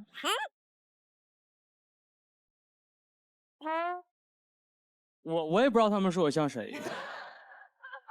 爱之请回答。你的第一个问题是，我希望我的对方就是我可以，的对方，我的对象，我希望我对象可以就是代替我，就是参加家里的各种游戏。为什么要代替你？他不能一块儿参加游戏吗？我不会打麻将，不会打牌，不会玩游戏，所以有的时候我就被冷落了。然后就是家里人在那玩的都特别开心，然后我凑不上局儿。家庭参加的游戏除了麻将之外还有哪些？就是麻将。我问一下，会打麻将的举手，我看一看。你看看，你没白来。哎呀，你看那东北的那个姐姐，对我也是吉林的。姐姐你好。对，而且我跟她纯老乡。我是长春的。我是吉林市的，我在长春上的大学。你看2个地方多近，吉林市和长春挨在一块儿。阮超超，男嘉宾你好，你说这个参加家庭游戏，但是如果跟你们家人打麻将，钱都被我赢走了怎么办？那太棒了。对，那太棒了，揣自己兜。因为我之前就是我那个前任带我去回家，然后跟他们爸爸妈妈、什么叔叔婶婶打麻将，就是全都是我一个人赢。下次他们的麻将局就没有我了。没事没事，我家人都是你赢的越多，他们越开心。对对，赢完了之后说下次别带回来了，好吧？换一个，换这个。第2个问题，我不希望女孩的鞋一直是脏的。你们自己看看你们的鞋，就是有没有一个问题让所有嘉宾低头，就是这个问题。因为我吧比较爱干净，而且比较爱擦鞋。爱擦鞋，李美霞。男嘉宾你好，我想问一下，你好就是没有时间去管理鞋的话，就太累了，工作太忙了，你会帮我来给你女你擦。哦。哇，我也想把鞋擦白。像我这种人特别容易被骗。有一个广告，他说现在还这样擦鞋吗？告诉你，来分享一款什么什么擦鞋的神器，你说抽出来鞋脏的跟什么一样，擦，跟新的一样，我就能上这种当。我买了一包，怎么擦都不干净。我很想把链接分享给大家。徐若彤，那你会介意女生鞋多吗？我是鞋控。不建议，我鞋也多。那都让你擦行吗？行。喜欢。看第一条辩论。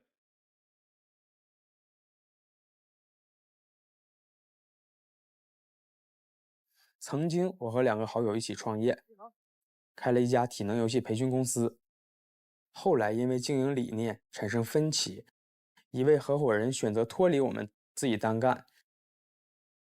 我是一个不服输的人，所以我跟我的发小呢选择继续在这个行业里面做下去。我相信我们一定做的不会比他差。目前我们已经合作了20多家幼儿园，未来的目标是200家，约占长春市场的1/5吧。在生活中呢，我是一个很喜欢为别人考虑的人，所以朋友都说有一种需要叫小吕觉得你需要。给你用这个擦脸，擦脸巾对皮肤好还卫生。这可以啊。来，再贴个面膜，你就上外面待着去吧啊。真舒服。来，这里边穿个衣服吧，这天太凉了。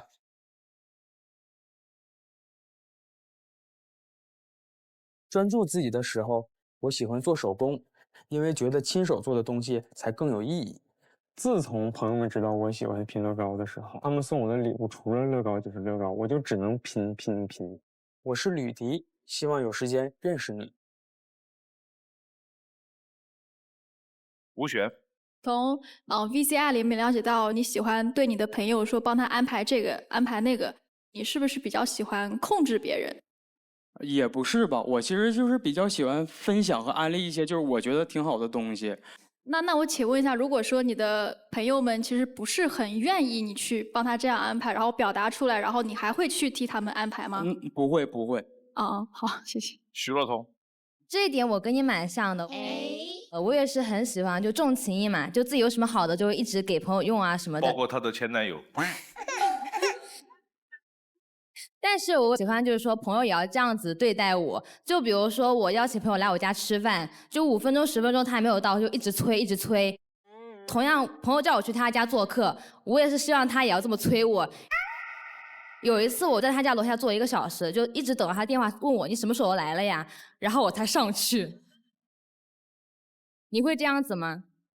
我应该不会。就我也想要被他催啊，就觉得啊我很被他重视啊，就一定要赶紧过来呀。没有碰到过这么作的女生吧？没有。那你会喜欢这样作的女生吗？偶尔可以。20号。男嘉宾你好，你们你好是做教育机构的对吧？对就是身边会有很多的异性的，为什么不在身边找呢？这样还有很长的接触时间，也彼此了解。我不喜欢在一个圈子里面交女朋友。为什么呢？这么说吧，就是我们现在合作的一些园所，老师的年纪都太小了，然后我们可能想法呀和一些事儿都不会在一个频道上。谢谢。罗新月。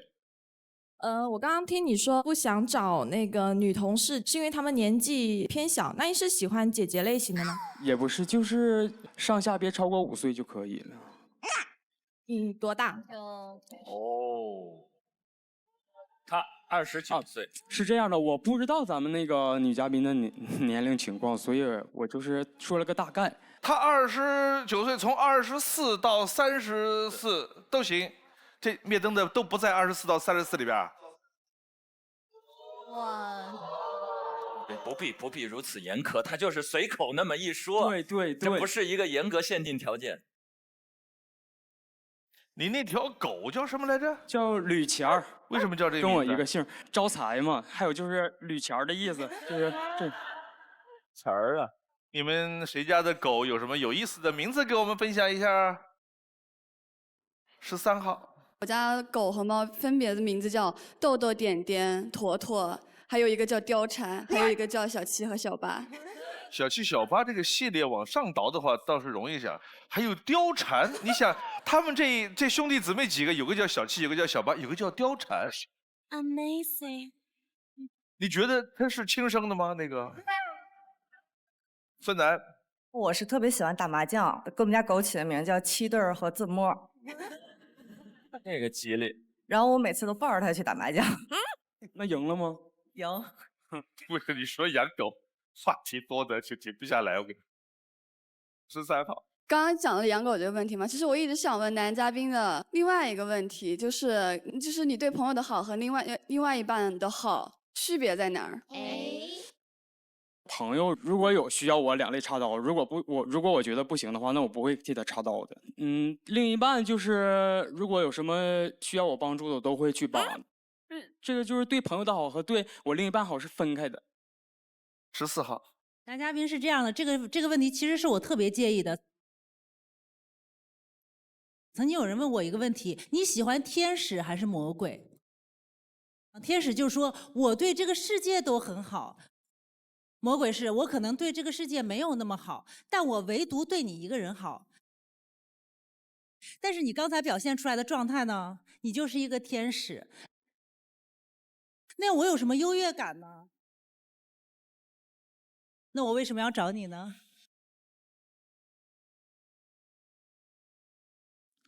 我觉得你说的这个魔鬼，我感觉就像在说渣男一样。谁能这么完全的说，我只能对你一个人好？不可能。我们要区分一件事情，这个话题在节目当中反复出现，好像很多女人喜欢什么呢？你脾气好不好？没有女人喜欢脾气不好的，但是她们希望什么呢？脾气你就应该只对我一个人好。你如果对别人脾气也好，那我有什么优越感呢？对你千娇百媚，一颗温柔的心融化一地，出去之后暴脾气，逮着谁打得满地找牙。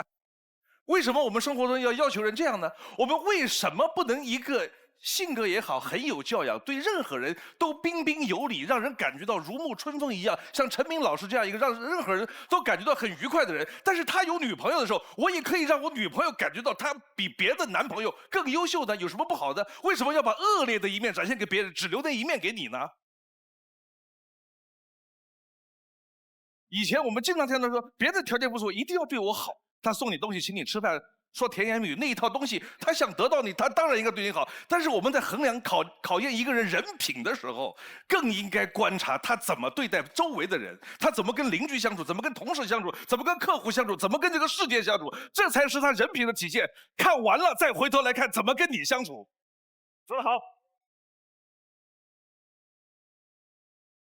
第二条片子看了吗？来，现在看。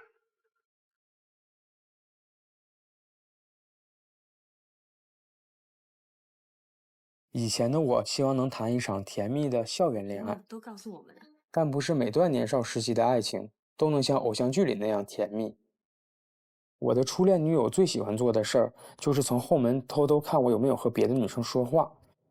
她给我的感觉吧，就特别像初高中班主任，就是看你学不学习的感觉，就是这种感觉，就是太吓人了，让你心里面特别不舒服。而且她还觉得自己是个小公主，要求我什么事儿都听她的。但他却完全不考虑我的感受，连分手也是用冷暴力逼我主动提。我理解他不想在这段感情里做恶人，但我还是希望能好聚好散。慢慢放下这段感情后，朋友热情的要给我介绍对象，就这样，我开始了人生第一次相亲。当时那个女生带着闺蜜一起来的，她俩一直问我各种问题，我感觉好像面试官一样，甚至都问到孩子的事儿了，都把我给吓坏了。我想我还是不太适应那种速成式的爱情，希望在这个冬天能登上一趟列车，遇见开朗洒脱的你，我们一起踩雪吃火锅。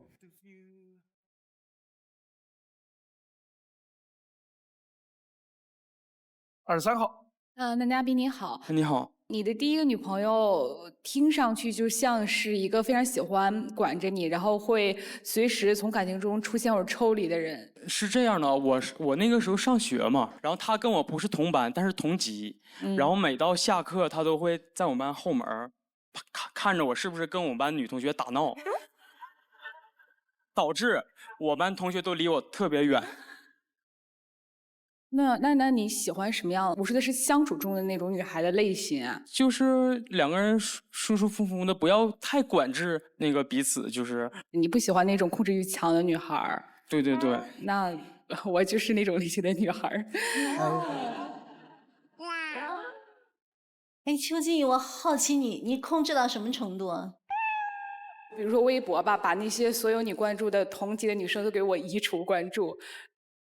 花开有时，不负期待。非诚勿扰，马上回来。非诚勿扰，现在继续。哎，邱静怡，我好奇你控制到什么程度啊？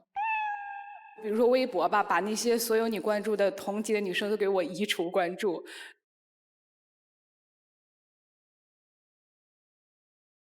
那你手机会检查吗？有的时候会看一看吧。有的时候会看一下，你大致给我们描述一下那个有的时候的场景。一般就是他去洗澡的时候。他都没说，我脑子里想的，因为我听过很多故事都是这个样子。男朋友只要去洗澡的时候，我就随便看一眼，我就简单看一眼。我说怎么有那么多防水手机？哎呀，市场需求。那你看完手机以后，对他的态度会有什么不一样吗？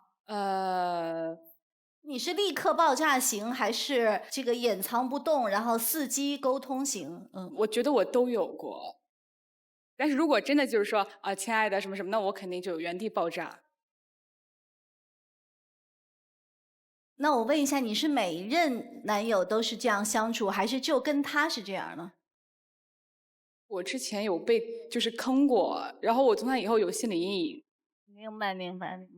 如果接下来谈了一个男朋友，是有可能继续保持着男朋友洗澡的时候随便看一下手机的习惯，还是要看碰到什么类型的人？不看类型，我觉得还是要掌握一下心理。对，这个是他在第一次被欺骗了之后，他发展出来的一套防御模式。对。因为我一直相信有一点，就是说，当你去查那个手机的那一刻，你的心情真的不是快乐的。当然，因为那个信任在那一刻之前其实已经没有。很多被抛弃的女人最可怕的是什么？她是从此对人性不信任了。是的。因为对人性不信任了，他要用各种奇怪的方法去控制对方，然后对方感受不到信任以后，他也不会再爱你。那在这个出现问题的过程中，他有什么责任？我有什么责任？通过这一次不愉快的恋爱之后，我学到了什么？我如何换取一种更好的带有信任的爱情关系？我觉得这是我们应该想比较正面的一种思考方式。谢谢老师。21号。我想问一下，就是说，您在视频里面有提到过冷暴力这个事情，其实让我非常有同感。我的前任就是用冷暴力的方式去让我分手。您对这件事情会有什么样的看法呢？就是每一段感情，我最后的结论就是我们在一起过，然后我们也毕竟对对方好过，然后也是有感情的，这就够了。那如果说您的这一任他会对你使用冷暴力，你会怎样去跟他沟通？我问你，然后你回答，你问我，我回答，就是这种互相的。这个叫沟通。对，但是就是我说我前任的冷暴力，就是他最后就是不理我的那种。最后一个问题，3号。男嘉宾你好。你好。我刚刚听到您说，你不喜欢你的另一半就是同一个圈子的人，你希望他是做哪一个行业的？他做什么行业都行，只要是自己喜欢的就行。同一个圈子，就是艺术行业的都不喜欢吗？就是我合作的，就是一些园所的老师，我是不会跟他们发生什么的。就说有舞蹈学校的，我都不会跟他们发生。哎呀，这3号是舞蹈老师。我说的是我合作和我身边的一些学校之类的，对，因为这样不太好。跨城市的同圈子的也可以接受，是吗？这个可以接受啊。好的，谢谢。他刚才他是设了一个否定性条件，而且并不是说的行业，是说的圈子。是他所在的这个工作圈子里的幼教老师，他不考虑否定性条件。现在留灯的是3号和21号，来，有请3号、21号。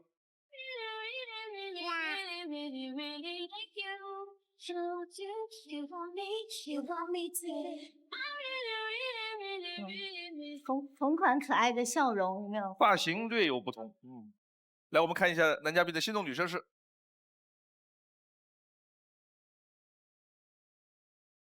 6号。哇哦！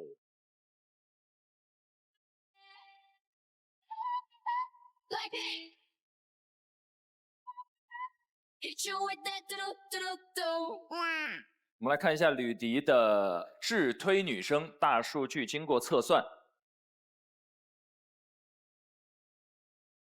智推女生是杨以娜。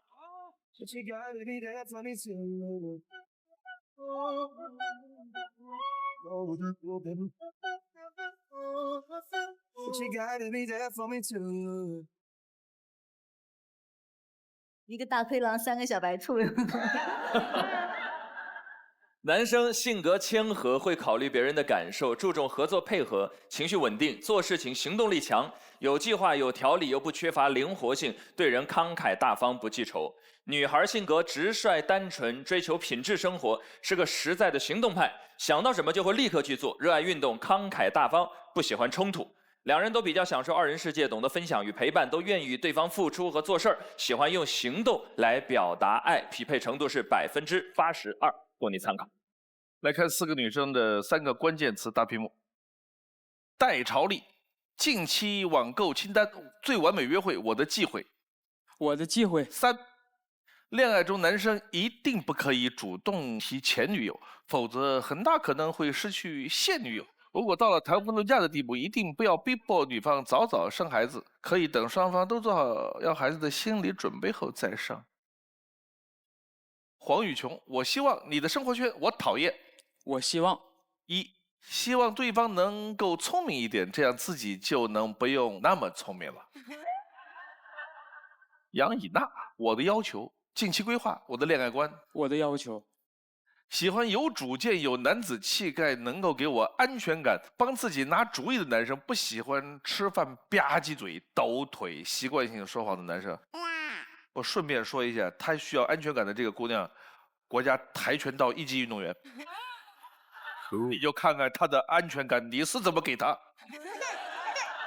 黄翠怡，热情的太阳，外表与内在，理想中的你。外表与内在，外表看起来难接近，但骨子里却很讲义气。外表看起来很会玩，但至今连酒吧都没去过，所以不能以貌取人，多接触就会发现不一样的我。最后一个问题，问4个女生：如果跟我在一起的话，您愿意跟我一起刷鞋和拼乐高吗？就是他一开始的问题，刷鞋、拼乐高，怪不得心动这鞋这是刷时间最长的一双，看来最高兴。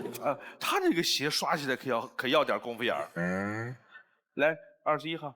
我很愿意和你一起完成你的小习惯，但是我生活中会比较笨，对于拼乐高这种游戏可能会不太擅长。谢谢。拼乐高的话，我是也不太会。然后刷鞋的话，我的鞋都是送去店里面洗的，我不会刷鞋的。我感觉我刷的比店里刷的干净。你开个擦鞋店多好，18号。我平常也没有拼过乐高，然后也不喜欢这类的玩具。刷鞋这方面也是送到干洗店刷的。谢谢。小黄。我平时喜欢做家务，然后刷鞋也不是经常的。拼乐高我虽然不会，但是可以学，一起去学。谢谢。好，谢谢。好，你要做最后的决定了。左右2个你可以带1个走，中间2个不一定。想清楚，告诉我们决定。花开有时，不负期待。非诚勿扰，马上回来。非诚勿扰。现在继续。想清楚，告诉我们决定。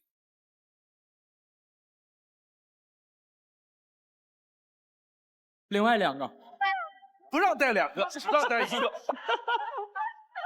我问他决定，另外2个。兄弟，你想多了。哪一个？直接过去。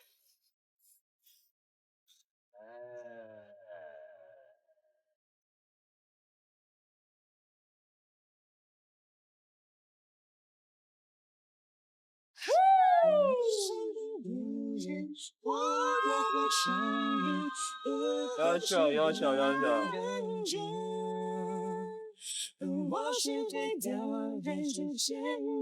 答。谢谢收看今天的《非诚勿扰》，下期同一时间再见。往前一步是幸福，退后一步是孤独。在原地不动是为了看得更明白，爱情不能不清不楚。往前一步是幸福，退后一步是孤独。在纷纷扰扰之间，我明亮了双目，超能与我相爱的人一起到老。